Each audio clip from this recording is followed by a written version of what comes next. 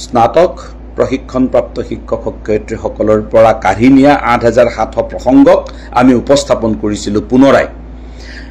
মাননীয় মুখ্যমন্ত্ৰী মহোদয়ে পৃথকভাৱে এই গোটেই বিষয়টো আলোচনা কৰাৰ কাৰণে সহমত প্ৰকাশ কৰিছে আৰু আমি এটা কথাই স্পষ্টভাৱে মুখ্যমন্ত্ৰী মহোদয়ক জনাইছিলোঁ যে ভাৰতবৰ্ষৰ কোনো ৰাজ্যত এনেকুৱা নজিৰ নাই যে এবাৰ পোৱা দৰমহা কৰবাত কাটি লৈ যায়, এনেধৰণৰ নজিৰ নাই। গতিকে অসম চৰকাৰে কৰা এই নজিৰটো বন্ধ কৰিব লাগে আৰু ৮৭০০ টকা ঘূৰাই দিব লাগে, যিহেতু ৰাজ্যৰ প্ৰাথমিক বিদ্যালয়ত শিক্ষক নিযুক্তিৰ ক্ষেত্ৰত হয় হায়াৰ ছেকেণ্ডাৰীত 50% অৰ গ্ৰেজুৱেট বুলি এপইণ্টমেণ্ট দি আছে। গতিকে যাতে কোনো কাৰণতে এই শিক্ষকসকলৰ প্ৰতি হোৱা অন্যায় এটা ইতিহাস হৈ ৰৈ নাযায়, তাৰ কাৰণে মুখ্যমন্ত্ৰী মহোদয়ক আমি অনুৰোধ কৰিছিলোঁ আৰু আমি মুখ্যমন্ত্ৰী মহোদয়ে প্ৰতিশ্ৰুতি দিয়াৰ ধৰণে অতি সোনকালে এই বিষয়তো এটা আলোচনা হ'ব বুলি আমি আশা প্ৰকাশ কৰিছোঁ। তাৰোপৰি আমি এই সমগ্ৰ বিষয়টো আদালতৰ মজিয়াত এতিয়াও কিন্তু এটা গোচৰাধীন বিষয় হিচাপে চলি আছে। তাৰ মাজতে আমি সমান্তৰালভাৱে আমি আলোচনা পৰ্যায়তো এই বিষয়টো কেনেকৈ আগবঢ়াই নিব পাৰি এই বিষয়ে প্ৰচেষ্টা কৰি আছোঁ। ইতিমধ্যে প্ৰধান শিক্ষকৰ বাবে মাননীয় মুখ্যমন্ত্ৰী মহোদয়ে যোৱা ৩০ মে তাৰিখে যেতিয়া আমি আলোচনাত গৈছিলোঁ, তেতিয়া মাননীয় শিক্ষামন্ত্ৰী মহোদয়ক স্পষ্টভাৱে এই বিষয়টো অতি সোনকালে সমাপন শেষ কৰিবৰ কাৰণে নিৰ্দেশ দিছে আৰু শিক্ষামন্ত্ৰী মহোদয়ে যোৱা ৫ জুন তাৰিখে ৰাজ্যিক শিক্ষক সন্মিলনীৰ ভৱনলৈ প্ৰজ্ঞান প্ৰতিভা সন্ধানী পৰীক্ষাৰ বঁটা প্ৰদান কৰিবলৈ আহোঁতে আমাৰ আগত জনোৱা মতে তেখেতে জুন মাহৰ ভিতৰত নোৱাৰিলেও জুলাই ফাৰ্ষ্ট উইকৰ ভিতৰতে প্ৰথম আৰম্ভণি প্ৰধান শিক্ষকৰ নিযুক্তিৰ আৰম্ভণি কৰিব বুলি আমাক কৈ গৈছে। নিশ্চিতভাৱে আমি আশা কৰিছোঁ, কাৰণ ইতিমধ্যে আমি গম পাইছোঁ যে বিত্ত বিভাগৰ অনুমোদন হৈ গৈছে।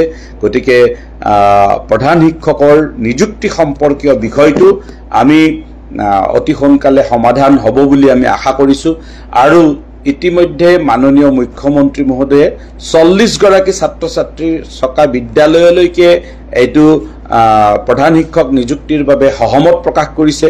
যদিও বা ৫০ জনলৈকেহে আদেশখন ওলাইছে, আমি মাননীয় মুখ্যমন্ত্ৰী মহোদয়ক এতিয়াও অনুৰোধ কৰি আছোঁ যে এই সংখ্যাটো প্ৰাদেশিকৰণ আইনৰ ভিত্তিত ৩০ জনলৈকে হ্ৰাস হ'ব লাগে।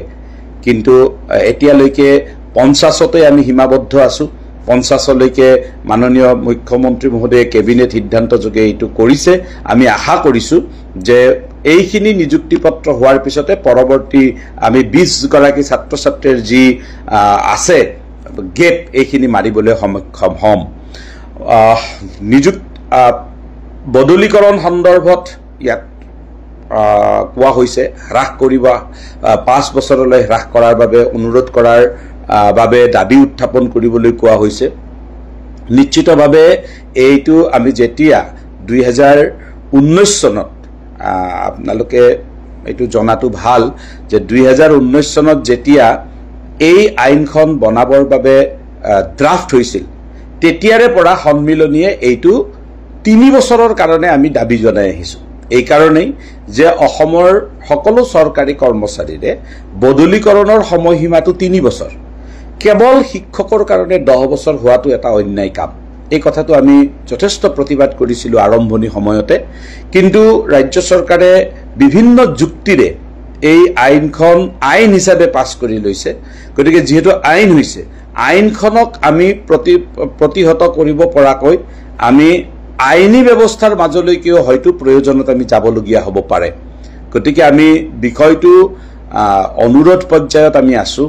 অনুৰোধ পৰ্যায়ৰ পৰা আপোনালোকে কোৱাৰ দৰে ৫ বছৰলৈকে হ্ৰাস কৰা বা আমি আগৰ পৰা কৈ অহা ধৰণে ৩ বছৰলৈকে হ্ৰাস কৰাৰ কাৰণে নিশ্চিতভাৱে আমি শিক্ষামন্ত্ৰী ডাঙৰীয়াক অনুৰোধ কৰি আছোঁ। এই অনুৰোধ আমাৰ অব্যাহত থাকিব।